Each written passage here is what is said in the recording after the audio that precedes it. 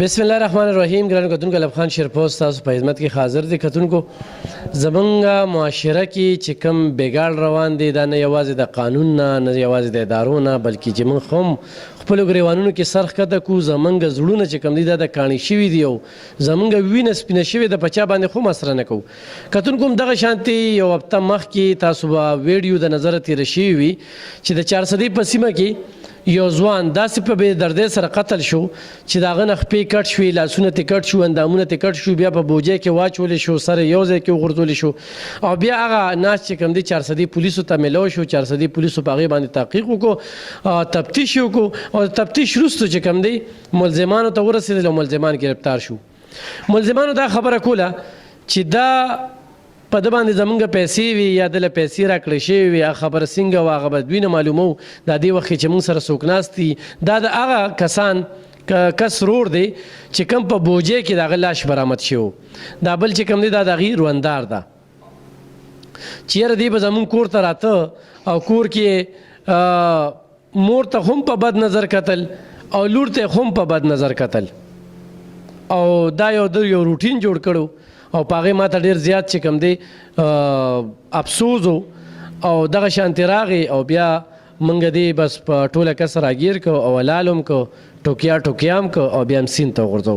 نو کتونکو صرف دې پسې مې خبره کوله چې دغه ټایم کې به دې کس څه سوچ کوو چې دې راګیر کړي او دې په چړو وخه، په تبرونو وخه او دې ټوټې کوه.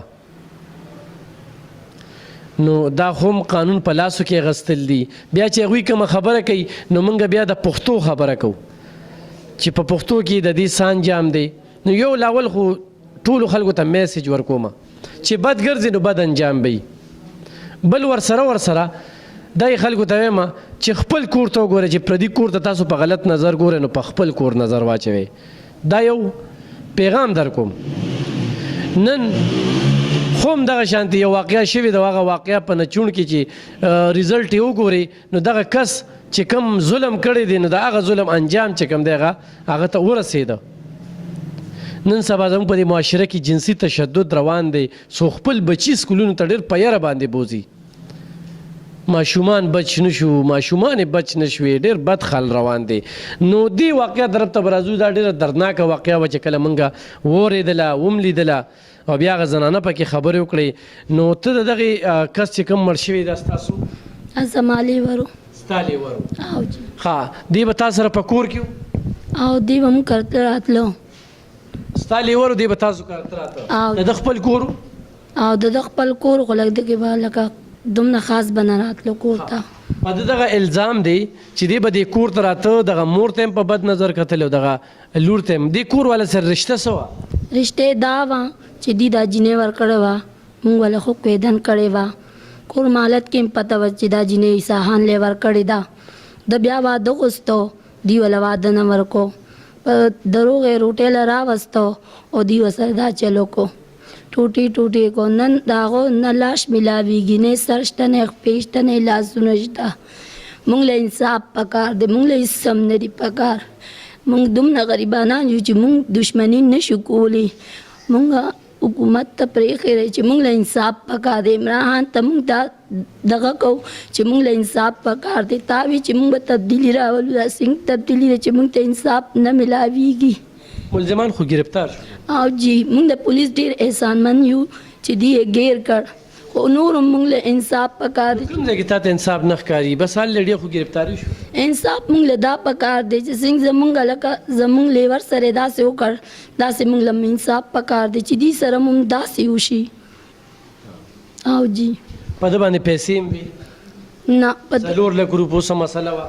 نه، دو 18 لاک روپۍ ورکړي دي. تاسو راشئ زمونږ کور ته وګوره. هغه کور دو خرڅ کو دی سر ورته وی چې ته کور خرڅ که، زه به تاله کور هم والم، زه به تاله واده هم وکړم.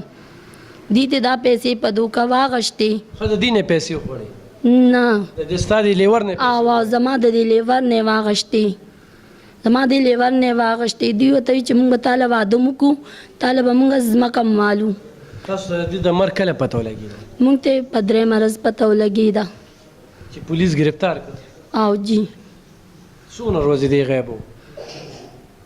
نو دغه خو لکه ما سره میاشت نیمه خبره مخکې کړې وي او ما ورته وی عیساخان مبارک شه تا کوېدن وکړه بیا ما کوېدن وکړه خو وی دا خلک چې دی دې ته زه واده غواړم دې ماله واده نه راکوي د هغه مخکې دا خبره کړې وه ما ته صحیح دا ستا ورور و؟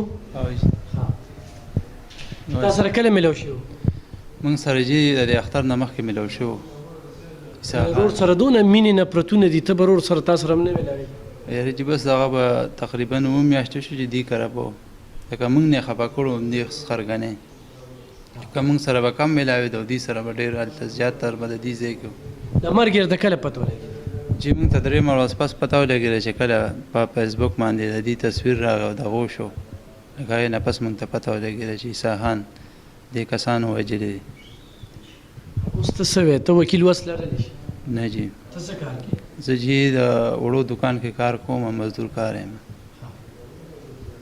تاسو څه ویل غواړئ بس موږ دا غواړو چې موږ سره د انصاف وشي او کوم چې عسکر یې تښتېدلي دی دې ګرفتار کړي شي دا څنګه وجلو جی بس دا پچړو ته نه سره ته کټ کړو خپل لاسونه ته کټ کړو او بیا چې کوم لاش نه صندوق کې ګیر کړی دی هغه بس دا یاد څنګه لکه کم عادت جسم چې پاتې شو هغه دی په صندوق کې واچو او سر او خپل لاسونه دی په بوره کې واچول او صدریاب کې وغورځول